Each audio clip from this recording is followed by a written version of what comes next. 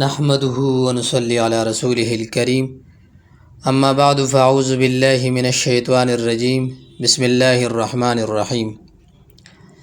Tension, anxiety, وسوسوں اور بے سکونی کو ختم کرنے کے لیے آپ کو بہت پرتاثیر وظیفہ دے رہا ہوں۔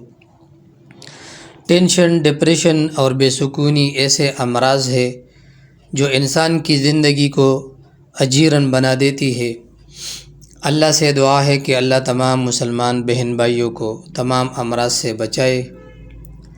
بہرحال ایسے افراد جن کو وہم، ٹینشن اور وسوسوں کی بیماریاں پیدا ہو گئی ہو تو ان کے لیے یہ وظیفہ انتہائی پرتاثیر اور بابرکت ہے۔ وظیفہ نوٹ فرما لے۔